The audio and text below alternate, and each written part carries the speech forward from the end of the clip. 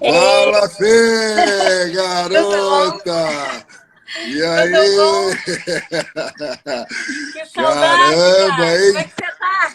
Tudo bem? Beleza, que Tudo honra, tranquilo. hein? Nossa Ô, Senhora! Co- honra Conexão minha. Brasil-Catar, hein? Show de bola, fantástico. Maravilhoso, Ó, né? tá, tá, gostei de ver, tá bonitona, hein? Passei um Ó! reboco aqui rapidinho. É isso aí. Olha lá, ó, o Sheik Romano estão falando aqui, só Fernanda Saudades. O povo já começa a criar história, né, Fê? Você sabe. Tô camelando aqui, o povo acha que eu tô nadando no petróleo, mas tudo bem, assim tá certo, é assim que Ah, é. será? Será que não Não, tá? lógico. Olha lá, ó, o Ricardo entrou. Fala, Ricardo, garoto. Olha lá, o Yuri tá te mandando um abraço, Fernanda. Beijo, Você gente. consegue ver aí você consegue ver as pessoas aí, Fê, ou não? Ei. Ah, Renan Pet. É, muito legal. Aí, Obrigada, consegue gente. ver. Obrigada aí pela presença. Vamos esperar mais um pouquinho, ver se a Tatiana consegue entrar. É, ela acabou de perguntar aqui. Fala aí, Ricardo de Paiva, garoto. Beleza, meu? Ei, Ricardo. Ricardo é o cara, meu. Yate. Meus amigos estão aí também, ó. Então, a turma tá chegando, a turma tá chegando. E aí, Fê, você, quanto tempo, hein, meu? Nossa, eu aqui Muito, nesse outro lado né? do mundo. Você Pelo do outro menos tem a lado do Copa mundo, agora amando para com me a gente. divertir. Vim assistir a Copa, Mata um pô. pouco mata um pouco a saudade, né? Da gente. Pois é, pois é, vim assistir um pouco a Copa aqui. Daqui a pouco eu vou voltar de férias, aí vamos se encontrar. É mesmo? Mas Você vem enquanto fazer. isso, Vai enquanto isso ficar, a vai gente ficar vai um se tempo falando por aqui? vídeo. Ah, vou ficar um mês aí, pelo menos, né? Ver meus filhos, tô com saudade. Ah, show. E a Muito Tati, bom. apareceu por aí já ou não? Ela mandou mensagem Cadê? no WhatsApp aqui. Deixa eu ver. Ah, e aí, tá enrolada?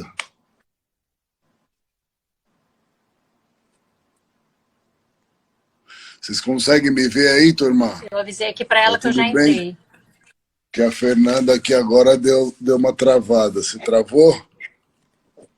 Travou aí É, ou não, vê se eu Fê? aparei. Voltei? Voltei? Voltou, voltou, Hã? voltou. Voltou. Tudo certo.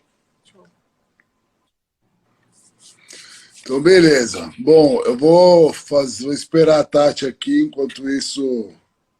Peraí, que a Tati está falando aqui. Deixa eu ver se fica não. Acho que ficou pior sem a luz. Melhor com a luz. Convidei elas, vamos nessa. Só entrar. Vê se a. Ô, Agnes, por favor, vê se a Tati consegue entrar aí. Enquanto isso, eu vou fazendo uma introdução para a gente também não se alongar muito, porque a gente tem 1 hora, né? E É, de live. E se a gente ficar aqui demorando muito, daqui a pouco não dá tempo de você falar tudo que você tem para falar. Bom, é. turma, a Tatiana ela vai tentar entrar aqui, ela já está falando aqui, está tentando entrar. Enquanto isso, a gente vai. Eu vou introduzir aqui a aula e a professora Fernanda. Então, primeiro, gostaria de agradecer a presença de todos. Se puderem compartilhar aí a live para a gente somar um número grande de alunos para que essa informação ela seja perpetuada.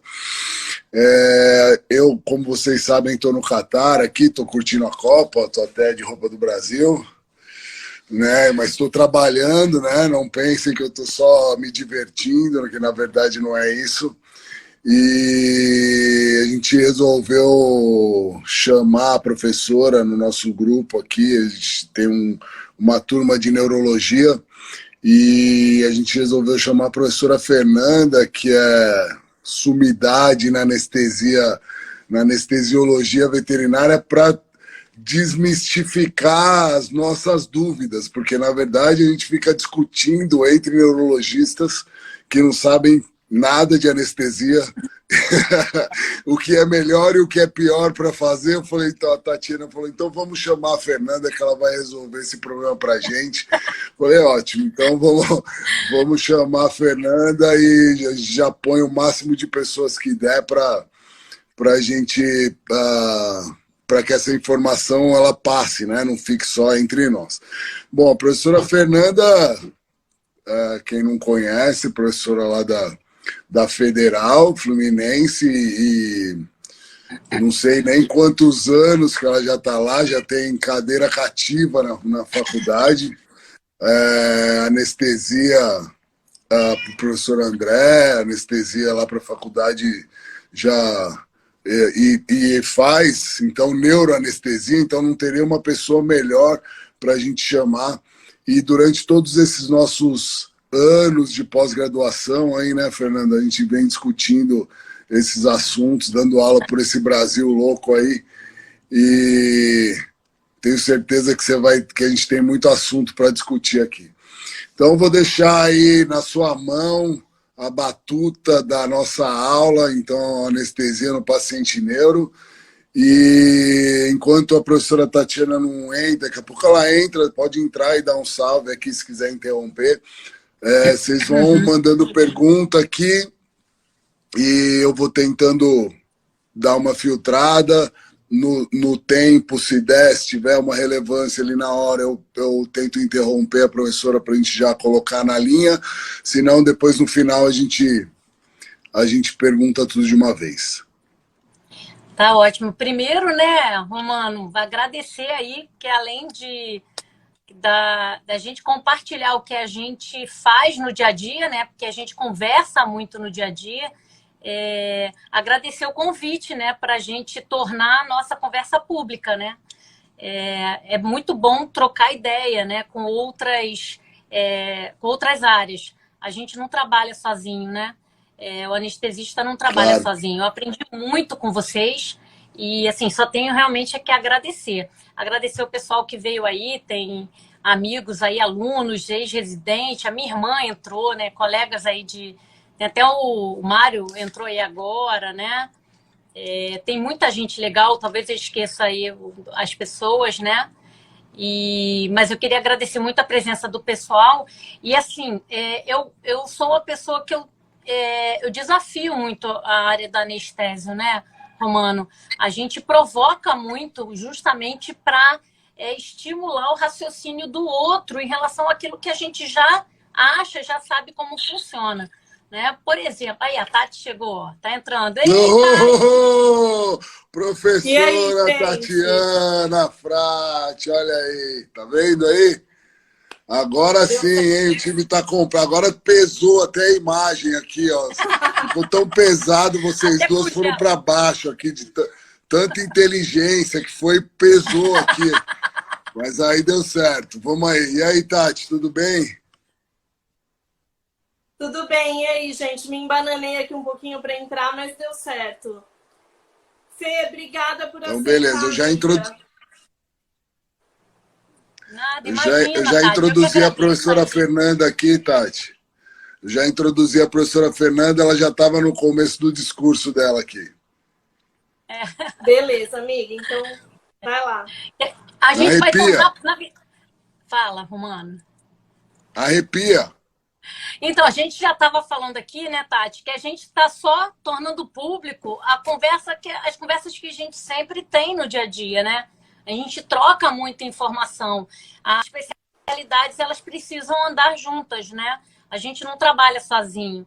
E essa interação é importante, porque tem informações que vocês sabem, né? Que eu não sei, informações que talvez eu saiba e que aí fica importante para a gente trocar isso, né? A gente é uma coisa de rotina, né? O paciente com epilepsia, né? Fazendo convulsão, fazer esse diagnóstico, atender esse paciente, né? Ó, entrou até a Fê aí, ei, Fê! Além de todo mundo que já tinha entrado, né? Obrigada, Fê, por ter entrado, tá? Tá aí a Tereza, Guilherme, Flávio Sofiati, minha irmã tá aí, minha irmã gêmea. Não pode confundir, tá? Então, assim, inicialmente, né, Tati, a gente tinha conversado, falar exatamente de como a gente vai tratar essa convulsão, né? Claro que o papel do neurologista é fazer esse diagnóstico, se é epilepsia ou não, mas a gente pega na clínica esse paciente que chega convulsionando. E uma coisa que a gente precisa deixar claro é que quando a gente faz, né, aquele tratamento inicial com diazepam, com midazolam, a gente sabe que a gente tem limite para fazer isso, né? Vocês falam isso direto na aula de vocês. Então, assim, a gente faz aquela dose, segunda dose, terceira dose de diazepam e percebe que esse paciente está refratário, é o tipo de coisa que não adianta insistir, né? E aí a gente migra para a infusão contínua de propofol, que seria a coisa mais fácil, mais palpável ali para o clínico. Mas uma coisa precisa ser dita, né? O propofol, ele não reduz a atividade cerebral. Ele não reduz o consumo de oxigênio pelo cérebro. Então, a gente coloca esse paciente para dormir, mas a convulsão não para, né? Isso tem que ficar claro. A gente só apaga esse paciente. Quando a gente fala desse controle inicial, né, quando a gente prescreve o fenobarbital, ele tem um porquê, né? Não é só a duração de ação, mas porque ele reduz a atividade central. Então, ele reduz essa hiperexcitabilidade. Então, por isso que o animal para de convulsionar. Então, num atendimento inicial, emergencial, claro que seria, ideal, o fenobarbital injetável, o tiopental injetável. Mas muitas pessoas têm medo, né? Têm receio de fazer essa aplicação. Mas as pessoas precisam saber que eles são fármacos de escolha para esse paciente, para você, vamos dizer assim, grosseiramente, não fritar neurônio durante essas convulsões sequenciais. Não é isso? Isso, e na verdade, assim, né? A gente tem que lembrar que depois a gente vai para uma infusão contínua, o animal já está deprimido, né? Tanto respiratório quanto cardíaco, e aí a gente vai lá e faz um anestésico. Então, queria saber, que é a dúvida, assim, geral, qual o melhor, né? É o propofol, é o tiopental, e queria falar da mais polêmica, que é a cetamina. Então, vamos por partes. O que até o Sérgio Santalúcia entrou aí também. Obrigada, Sérgio. Obrigada aí. Aqui só tem superestrelas aqui, meu. Tá demais. Tô me sentindo aí privilegiada, né? No meio de dois ícones da neuro, né? Falando aqui de anestesia. Imagina. O melhor, Tati, assim, se for para avaliar o melhor de neuroproteção, seria o fenobarbital ou o tiopental. Mas eu entendo que algumas pessoas não tenham acesso e algumas pessoas que também tenham medo do uso do tiopental. Olha só, o tiopental é extremamente seguro se você utilizar a dose correta, né? E a gente não está falando para você fazer uma anestesia profunda, né? Você pode titular o tiopental. Você vai fazendo aos poucos para tentar controlar essa convulsão. Então, assim, se a gente estiver falando em perfusão cerebral, né, essa manutenção da perfusão, redução da pressão intracraniana, redução do consumo de oxigênio, reduzindo o metabolismo cerebral, né, o tiopental seria uma escolha adequada junto com o fenobarbital. Mas eu entendo que o mais fácil é o propofol. Então, todo mundo hoje tem propofol numa clínica. Então, as pessoas acabam se adequando ao uso do propofol. Mas é importante dizer que o propofol, ele somente coloca esse paciente em anestesia. A atividade cerebral, ela permanece. Daí o que vocês preconizam, né? Uma infusão contínua de 3 horas e a gente percebe que tem paciente que fica 6 horas nessa infusão. Por quê? Porque realmente reduzir essa hiperexcitabilidade central não é o objetivo do propofol. Ele não tem esse objetivo. Ele é utilizado, inclusive, para o coma, justamente porque mantém a atividade cerebral. Então, você fala assim, esse paciente morreu, né? Como que eu sei que ele morreu? Porque ele não tem atividade cerebral, que é uma coisa que a gente não faz na medicina veterinária, né? Mas na medicina tem. Então, eles falam, olha, o paciente veio a óbito, ele está morto porque não tem atividade central, mesmo com o coração batendo, porque o coração tem autonomia vagal para isso. Entende? E aí, quando a gente migra e se fala da ketamina, as pessoas têm aquele rótulo, né, Tati, né, Romano? De que a ketamina vai aumentar a pressão intracraniana e que ela tem uma atividade pró-convulsivante. Mas o que a gente observou nos últimos anos, né? A gente vem reduzindo as doses da ketamina. E aí, quando eu reduzo a dose da ketamina, qual é a função dela, né? A gente tem grandes neurotransmissores que são responsáveis por essa hiperexcitabilidade central e que também estão envolvidos até na dor, que é o cálcio e o glutamato. Né? E aonde que a ketamina atua? Ela atua exatamente bloqueando os canais, né? Que é o NMDA, que é um dos canais onde o glutamato e o cálcio vão atuar. Eles também atuam nos canais de cálcio diretamente, também bloqueando o canal de cálcio. Então, quando eu uso a ketamina na dose adequada, né?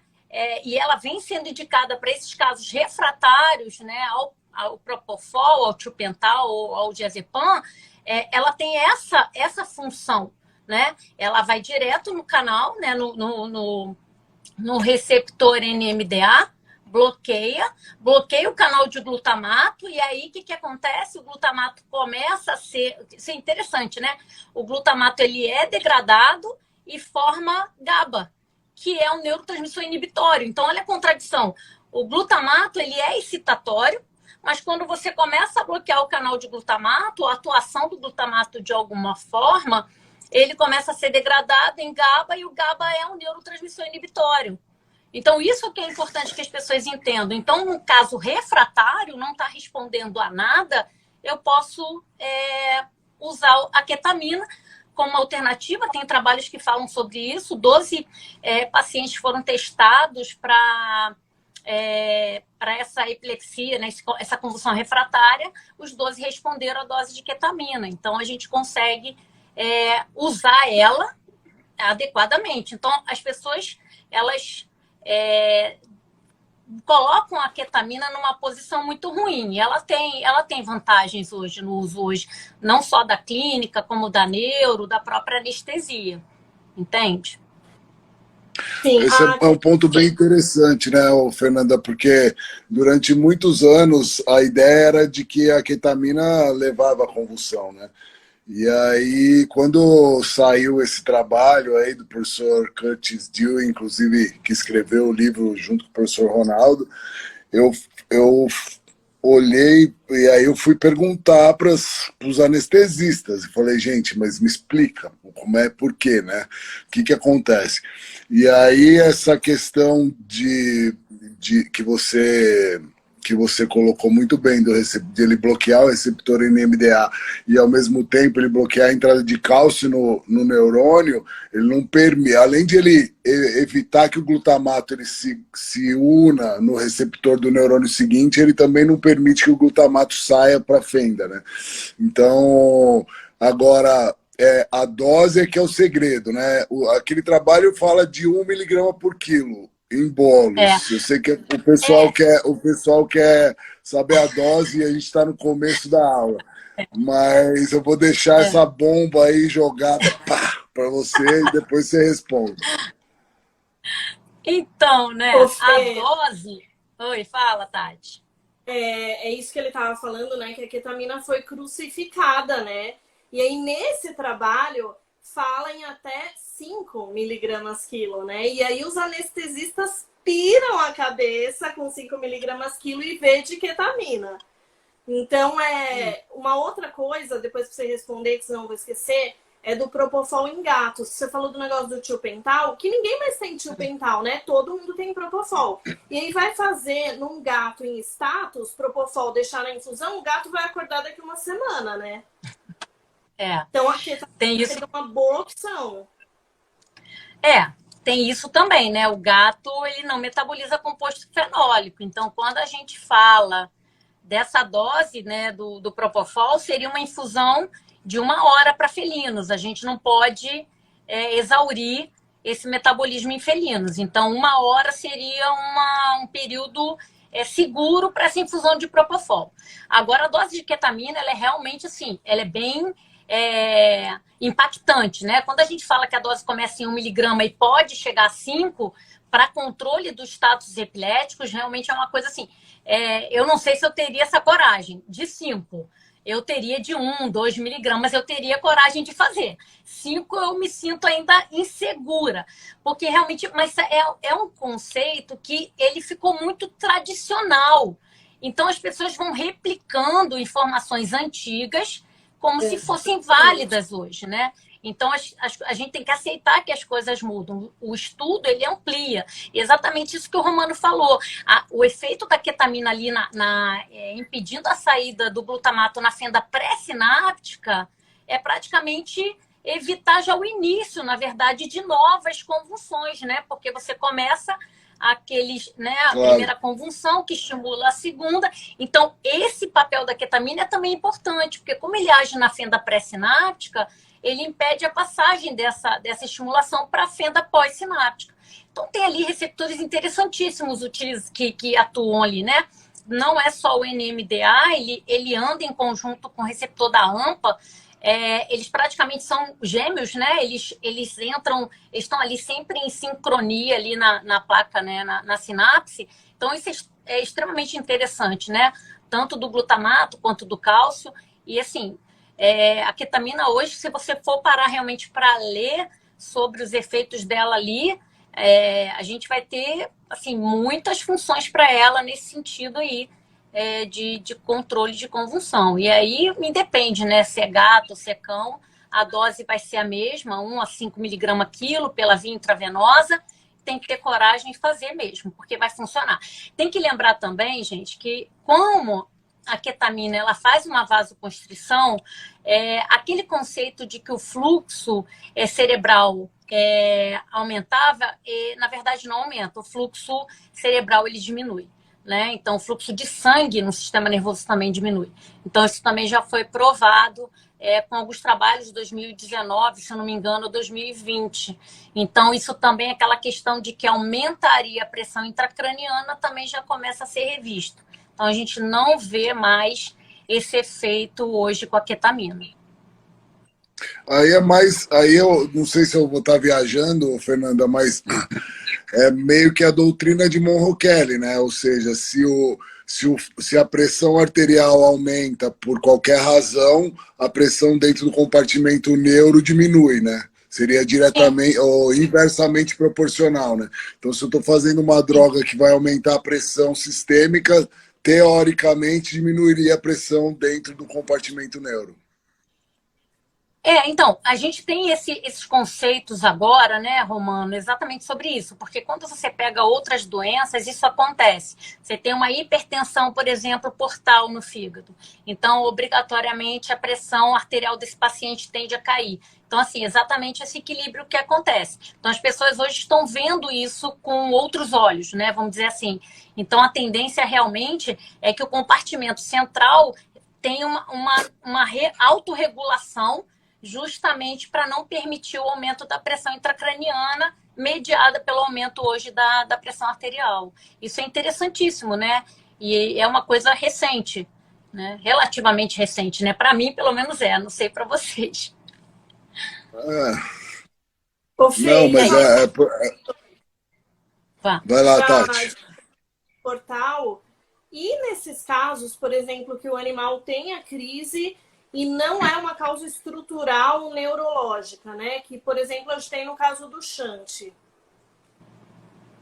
Isso. Então, o principal questionamento que eu vejo hoje quando eu vou anestesiar um paciente com shunt, independentemente do shunt e o PDA, que é a persistência do duto arterioso, é exatamente essa questão. Eu tenho um paciente que ele tem uma hipertensão localizada naquela região ali do shunt ou da comunicação ali da pulmonar com a aorta, e esse paciente ele é mais hipotenso. E aí eu uso a Cepram, né? Eu uso a Cepram ou a clorpromazina para sedar. E as pessoas ficam, mas o fenotiazínico não reduz o limiar convulsivante? Ele reduz quando eu tenho uma alteração estrutural central. Se essa alteração não é central, ela é mediada, eu não vou ter um paciente que convulsiona, tá? Então, eu faço, assim, com frequência. Olha que a gente anestesia aqui bastante PDA, anestesia bastante shunt, vários tipos de shunt, e esse paciente não convulsiona, porque a gente sabe que essa convulsão, ela não é uma estimulação direta lá, no sistema nervoso central, né? Ela acontece por uma causa, né? A doença de base é outra. Então, a gente precisa também parar de ficar, né, estressado ou preocupado demais por conta disso. E aí, o que vem para mim, assim, em relação à preocupação em relação até à própria pressão intracraniana, são as associações. E aí, a gente precisa realmente avaliar. Não é o Acepram que vai fazer isso, né? Quem vai causar aumento da pressão intracraniana é o opioide. E aí vai depender do que você vai associar com esse Acepram ou com essa clorpromazina. Tá? Então, por exemplo, se eu associar Acepram com meperidina, né?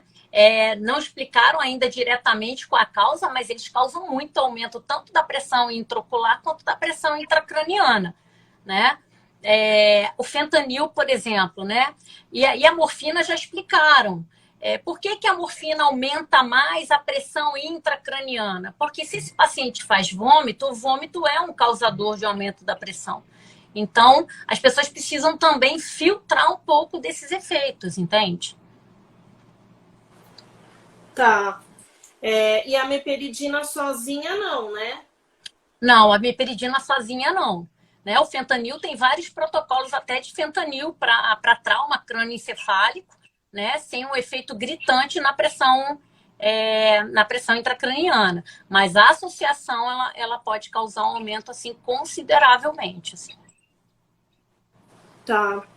Isso é uma coisa que também sempre me questionam, se vai fazer opioide ou não. Num paciente que é traumatizado, que muitas vezes é politrauma, né? Que precisa de analgesia, como que a gente não vai fazer analgesia? E aí entra também a ketamina que ajuda nisso, mas, né, seria a opção de cada um na hora que vai atender. Então, assim, quando a gente vai avaliar esse paciente, eu sou muito a favor de tratar o que vai matar primeiro, né? Tratar o que está prejudicando primariamente esse paciente. Então, se ele tem dor, ele tem um trauma crânioencefálico, eu vou fazer o fentanil sem pestanejar. E depois eu controlo se, por um acaso, né, tiver algum efeito colateral, a gente vai corrigir o efeito colateral depois. Né? Mas o importante é a gente atender esse paciente e tratar aquela causa de base ali primeiro. Né? Então, a gente prioriza realmente o bem-estar do animal. A dor é uma dor absurda. Então, trata a dor e depois vê o que a gente controla depois. Né? Sim, até porque, por exemplo, no trauma, a gente tem que ficar regulando pressão arterial. E aí, às vezes, o animal chega hipertenso e a gente não tem uma noção da pressão real, né? Então, faz a analgesia e reavalia. Sim, exatamente. Esses opioides, eles têm uma vantagem que eles fazem hipotensão, né, arterial. O que geralmente acontece foi exatamente, voltando àquela questão do que o Romano falou, é que quando eu tenho uma vasodilatação, as pessoas precisam entender que quando eu faço uma vasodilatação, eu aumento o fluxo, né? E aí entra aquela questão de aumentar o fluxo realmente para o sistema nervoso central, e lá no sistema nervoso central, porque eu tenho uma barreira física, né?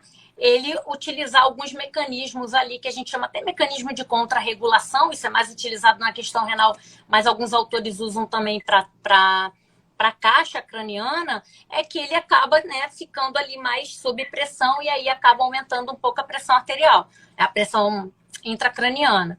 Mas se a preocupação maior é a dor, a gente vai fazer e depois a gente trata isso daí, entendeu? Mas realmente, assim, é crítico, né? Quando você está nessa posição e fala, o que eu vou fazer? né? Ô, Fernanda, eu tenho uma pergunta.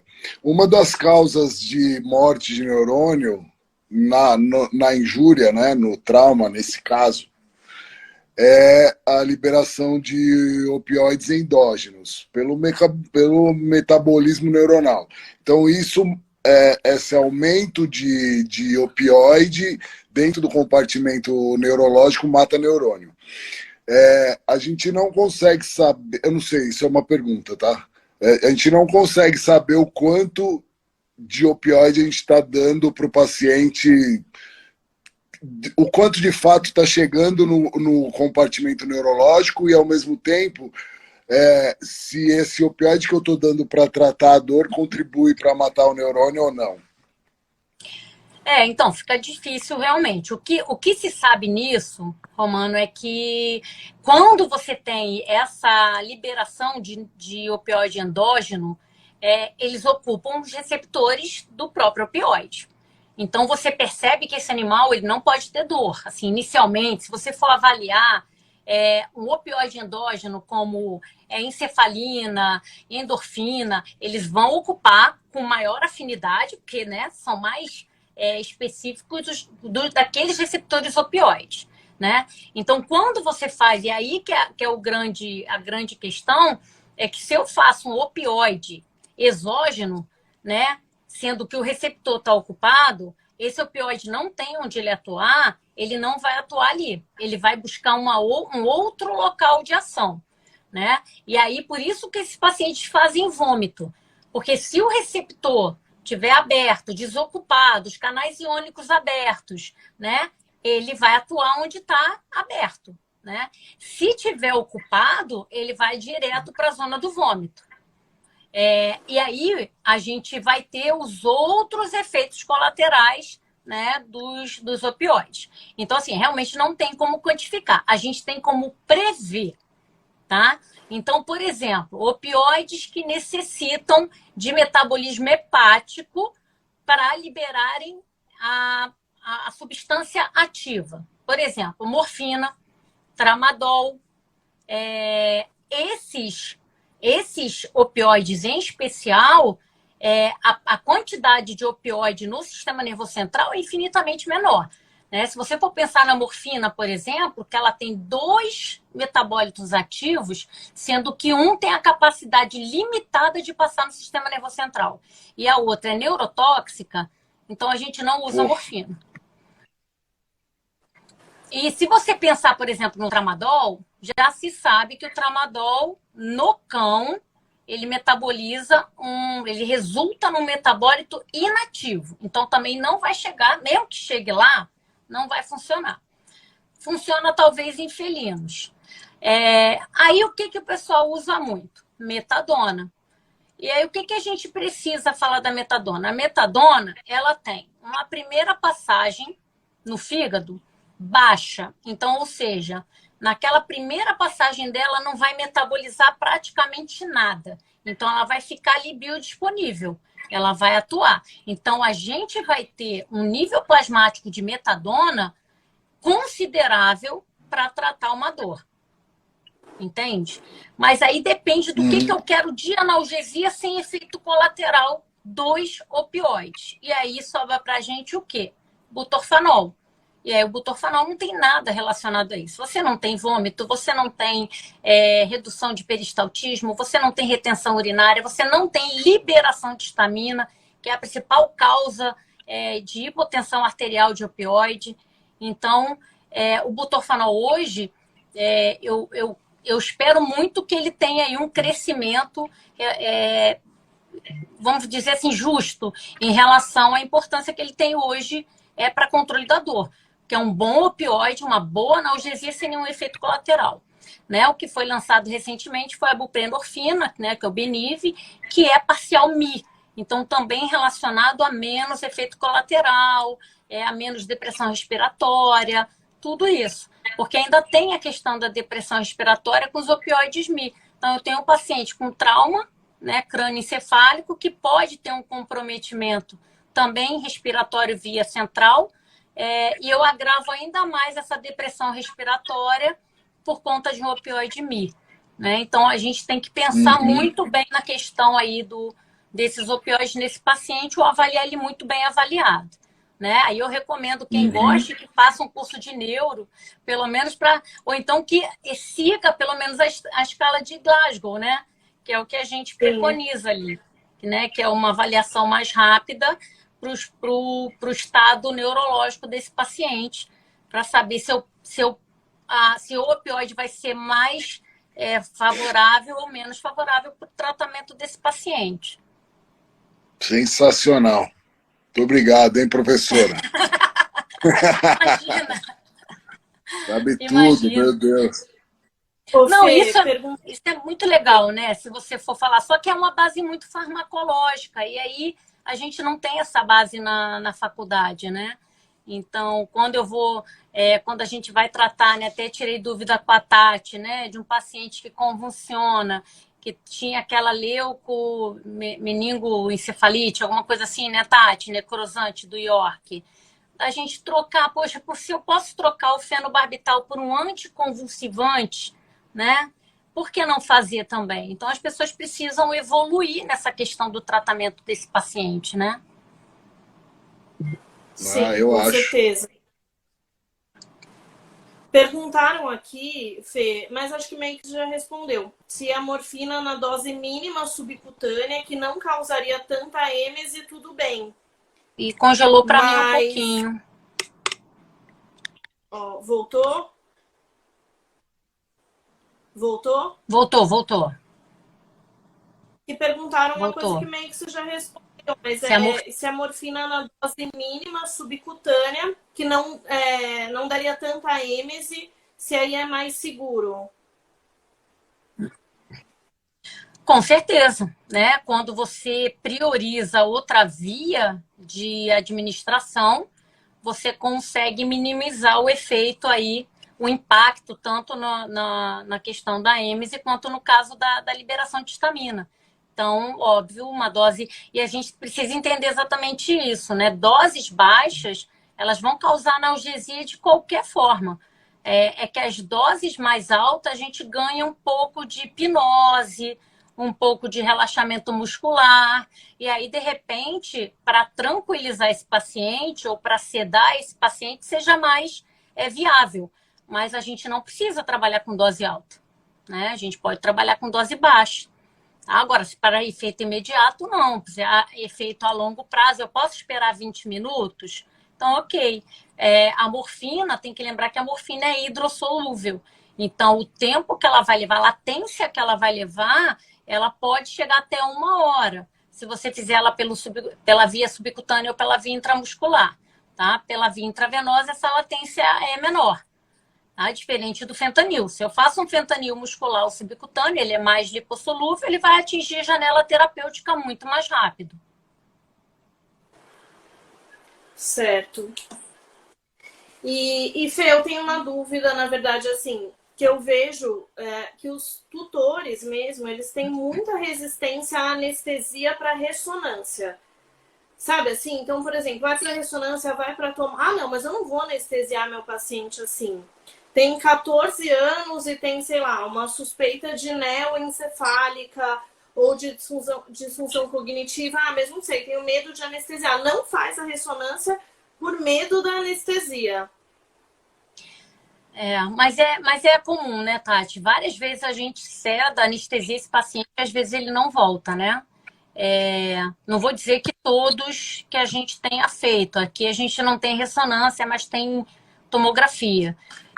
Eu nunca vivi uma situação dessa, mas tive colegas que foram anestesiar a ressonância no Rio para o diagnóstico de NEO mesmo e o animal não acordou.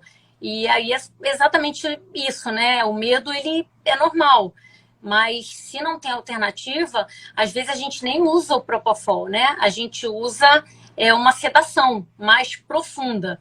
E aí, quando a gente fala dessa sedação, por exemplo, Bulldog seda muito fácil, né? Se você for falar, eu tenho medo do Acepran em Bulldogs, eu uso direto.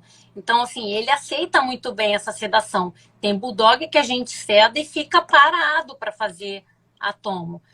Mas tem paciente que não vai ficar. Você não adianta que você não vai colocar um pincher dormindo, entendeu? Com uma sedação leve. Não vai. Não vai, talvez você não consiga para esses pacientes mais hiperativos, mais nervosos. Não vai conseguir. Existem alternativas? Existe. A gente não usa gabapentina para gato, né? Aquela dose alta de 100 mg gato ou 150 mg gato. Essa é a facilidade que a gente tem para gato. A gente não tem esse efeito da GABA no cão.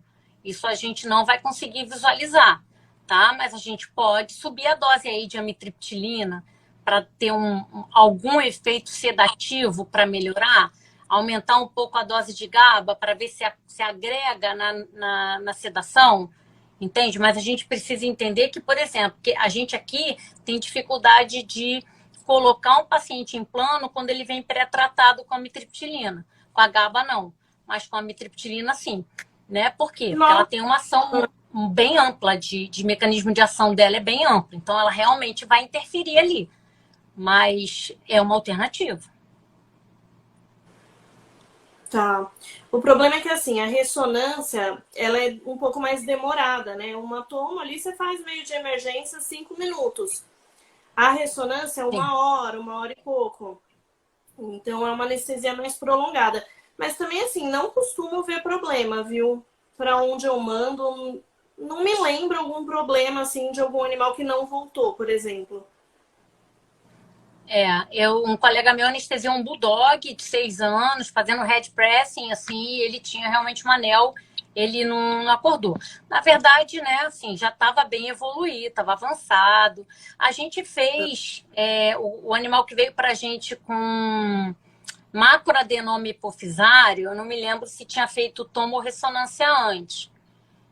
Mas tem uma característica diferente, né? Eu não sei qual seria a anel que traria talvez problema nisso, né? Talvez de córtex, não sei, vocês talvez saibam melhor do que eu, né? O que poderia prejudicar mais numa sedação, né? Qual local de uma neoplasia que talvez comprometesse mais o quadro respiratório, por exemplo, desse paciente, ou de controle de frequência cardíaca e pressão?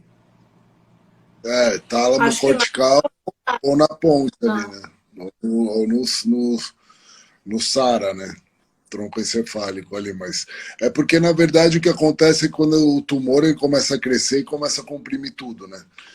E aí você não tem parâmetros muito específicos. Às vezes você vê um cachorro tem uma alteração vestibular, cerebelar e cerebral ao mesmo tempo, porque está tudo comprimido, né? Então, às vezes está até luxando, né? Então, né? E aí é difícil de você... Mas é muito boa essa pergunta, porque aí você está numa curva, né? Ou você anestesia para saber o que tem, ou você não anestesia e deixa e trata sem saber. E aí o tutor que tem que escolher, né? Mas eu queria puxar agora a sardinha para o meu lado aqui, que eu já até te fiz essa pergunta, Fê. Mas eu queria que explicasse aqui, porque a gente está falando de clínica, vou me permitir agora falar de cirurgia por uns 10 minutinhos aqui. Beleza? Vamos contar que a gente tem um paciente aí com uma hernia de disco, que tem mais comum, certo? A gente tem... saiu um trabalho recentemente sobre o tratamento, recentemente não, já tem uns 2, 3 anos, tratamento modernos das injúrias medulares, né? E aí ele fala que uma das condições que a gente tem que prestar muita atenção é com a perfusão medular, óbvio, né? Então, e aí eu costumo dizer para os meus alunos que a hernia de disco, tudo que a gente faz, desde o pós-operatório até o do pré-operatório até o pós-cirúrgico, diz respeito a melhorar a condição do paciente, né? Então, se eu imagino que eu vou fazer uma cirurgia nesse cara, é porque eu imagino que eu consiga melhorar a condição dele e não piorar pelo meu procedimento. Lógico que tudo pode acontecer, mas né? Se eu vou pôr a mão para operar o paciente é porque eu acredito que eu consiga melhorar a condição dele. E isso vale para todas as partes desse processo, né? Então, pré-operatório, quem atendeu esse cara no começo, né? A cirurgia, a anestesia, a cirurgia e o pós-operatório, né? Tudo é um processo. E a gente fica com esse fardo nas costas do cirurgião que operou, sendo que você tem um monte de fator que você não controla, né? O primeiro deles é a própria injúria, né? Você não controla a injúria, você simplesmente remove o fator injuriante, mas a injúria que foi causada ali você não remove. E tudo que é feito, né, interfere diretamente no resultado final. Então, eu fico louco quando às vezes vou operar e fico preocupado, né, com a anestesia e com a perfusão medular mesmo, né? Queria saber qual é, de fato, o seu cuidado com relação a isso, né? O que você preconiza de fármaco e quais os motivos para você utilizar as drogas que você utiliza, pensando, lógico, né, na rigidez, pensando nesse fundamento que eu acabei de falar, né, que tudo que eu estou fazendo é para melhorar a condição do paciente e não contribuir para matar neurônio.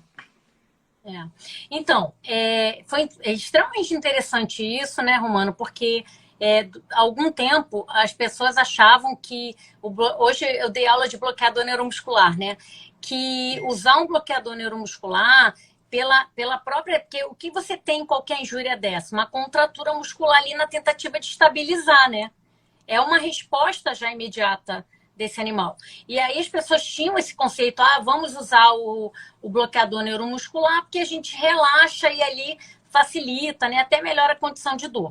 Mas hoje a gente sabe que manter esse paciente em muito relaxamento muscular, você fragiliza outras áreas. Porque o que mais me preocupa, e eu falo isso sempre quando eu vou trocar o meu paciente de mesa, né?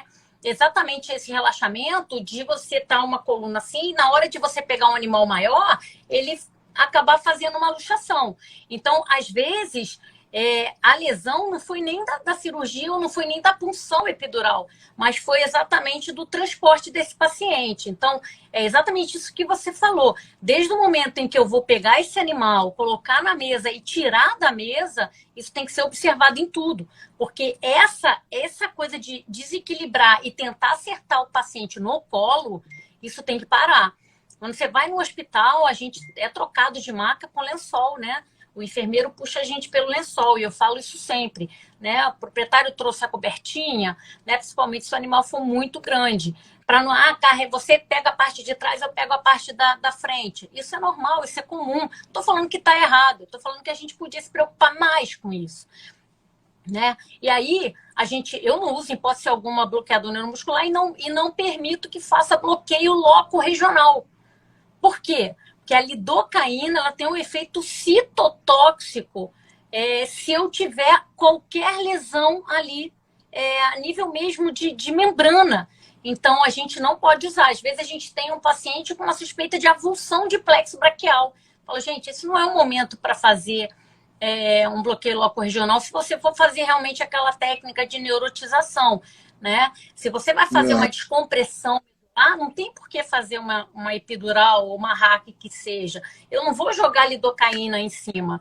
Não é isso. A gente não pode fazer isso, tá? Existem trabalhos muito antigos já, e são vários, falando sobre esse efeito da lidocaína. Daí, qual seria a importância dela? Você passa a fazer ela venosa, e aí teve esse grande boom da total intravenosa.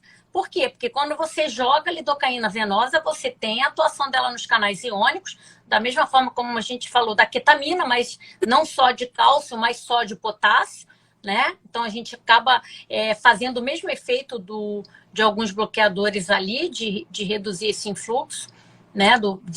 Dessa troca iônica ali. Ele vai parar a troca iônica e você vai ter um relaxamento mais sistêmico ali em relação à lidocaína. Então, assim, eu particularmente vou fazer esse paciente numa total intravenosa, com bastante analgesia, com relaxamento muscular, sim, mas não aquele relaxamento muscular amplo, né? E o cuidado também com a questão dos anti-inflamatórios, né? O pessoal da neuro não recomenda mais hoje corticoide, não é isso? Ou eu estou errado? O pessoal parou um pouco com esse uso do corticoide. A gente tem trabalhos mais recentes também pedindo para não se usar meloxicam do jeito que estava se usando, né?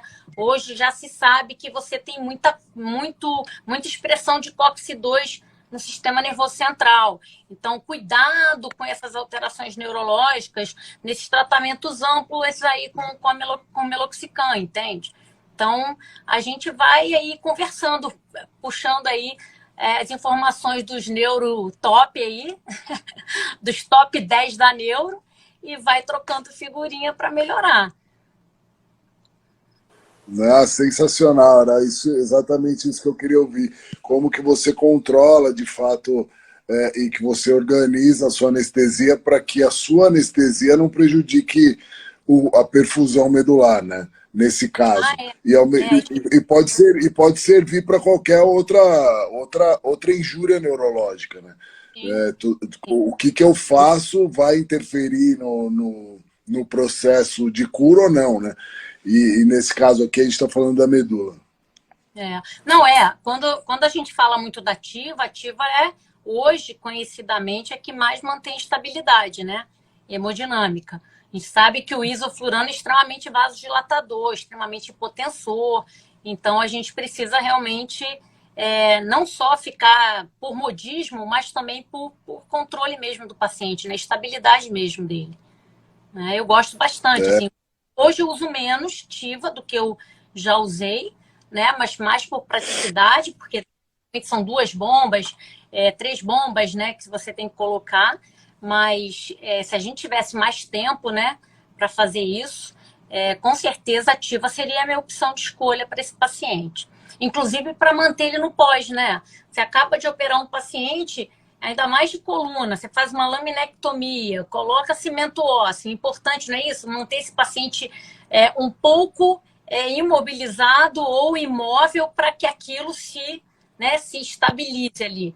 Então, assim, aí já mantém no pós-operatório também sedado, que vai ajudar bastante, né? Boa. É isso. Eu não tenho mais dúvidas. Estou satisfeito. Eu já ganhei meu dia aqui, meu. Nossa. Ai, obrigada. Você é muito na verdade, sim, queria abrir aqui se alguém tem alguma dúvida, e porque a gente tem 8 minutos, porque a live cai. E aí, gente, alguma dúvida? Pergunta aí para os neuros de plantão, gente. Aproveita. Não, você que é a vítima do dia. A gente responde depois. Tem 2 dúvidas aqui. Se o Propofol, ele pode, na infusão contínua, ser diluído no fluido mesmo, no NaCl? Uhum. Não, ele pode, porque, na verdade, se você for olhar o fabricante, ele vai pedir para diluir em soro glicosado. Mas você pode diluir em solução fisiológica, não tem problema nenhum, tá? A Ana Nery aí, ó. Ana aí. Ana. Legal. Fê, nossa residência, eu diluía tudo no NaCl. Olha só, não sabia disso do fluido glicosado. Não tinha bomba de infusão de seringa, era tudo no NaCl, calculava lá os miligramas, gotinha por segundo. Mas dava certo, dava certo. E deixa eu ver. E sempre dá certo. O importante é que dá certo, Tati. Sempre deu certo. Agora, mas agora não pode mais, porque agora se eu sei, né, agora vai dar errado. Então agora, se eu precisar diluir só na glicofisiológica. Acho que é isso, gente. Alguém tem mais alguma pergunta? A Fernanda travou aqui. Fernanda travou. Aí, ó. Bom. Ela mandou uma resposta aqui. Bom, Tati, muito obrigado. Valeu pela parceria. Fernanda, sensacional, entregando como sempre. Super querida, gentil, atendendo aos nossos pedidos e aí doando, né, o seu tempo precioso para conversar um pouco com a gente. Queria agradecer a presença de todos.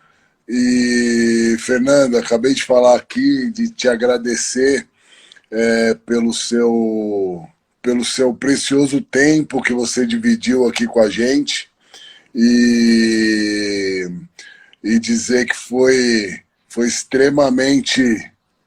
Peraí, deixa eu tentar te aceitar aqui. Aí, boa. Foi. Ai, pronto. Desculpa, travou aqui. Então, a gente estava te agradecendo aqui pelo seu tempo. As discussões foram extremamente alto nível, né? Para mim foi elucidador alguns pontos que estavam aí na minha cabeça. Te agradeço de coração, agradeço a professora Tati por ter feito tudo isso aqui acontecer, a Agnes também, e a Tati que fez a ponte aí, né? Mas a gente está junto nesse projeto. A Agnes e a turma dela que colocou tudo isso em pé. E aproveito para convidá-los para a próxima. A gente ainda não sabe o tema, mas vai ter. Vou deixar a palavra agora com a Tati e depois com a Fernanda. Fê, obrigada, amiga. Você é rainha maravilhosa, isso, entrega tudo sempre. Muito obrigada, que eu sei que seu tempo é corrido. Várias vezes eu tento te chamar e você está em cirurgia à noite. Então, muito obrigada, de verdade. Obrigada, Leandro, a Agnes também, que facilitou. Eu tentei entrar e aí eu fiz uma besteira aqui, então ainda bem que eles salvaram aí. Tá bom, amiga? Muito obrigada mesmo. Gente, eu que agradeço, né, essa conversa, porque é tão gratificante, né, e engrandece todo mundo, né, a gente aprende um pouco sempre quando a gente conversa sobre isso. Eu acho interessante essa ideia de vocês, que colocar realmente, foi o que eu falei no início, colocar essa conversa que a gente faz em boteco, né, literalmente em boteco aqui, online, para as pessoas verem que isso é o normal nosso, a gente conversa, a gente troca figurinha mesmo, né? E muito feliz de estar. Minha irmã disse que não entendeu nada, depois eu te explico. Né? Mas agradecer. Socióloga, né? Não tem como entender, né? Mas tudo bem. E agradecer aí o pessoal que entrou, né? Eu vi o pessoal aí, a Daiane, a Fran, a Ana Nery, né? A Fê, todo mundo, gente. Guilherme, Tereza. Nossa, muita gente. Não dá para falar todo mundo, não. Mas, assim, as pessoas falaram da aula aqui, né? A gente... a didática, na verdade, é porque a gente conversa desse jeito mesmo. Então, assim, para explicar mesmo para vocês como as coisas funcionam. E aí, mandem perguntas depois no privado, né, Tati, né, Romano? É isso que eu vou falar. A gente vai ter o maior prazer de... Perguntas, Fê, só que vai cair aqui, porque vai dar 1 hora. Então, acho que poderia mandar para a gente a pergunta lá no inbox da ícone mesmo e depois a gente repassa. Pode ser? Pode, claro. Obrigadão aí mais uma vez. Obrigado por estar entre vocês, amigos, bem. matando a saudade. Tá? Turma, Muito obrigada. Obrigada mesmo. Sexta estrela. Sexta, vai vir o antes. Vamos ter mais feriado. Tchau, vocês. Tchau, beijo. Gente, beijo. Fica com Deus.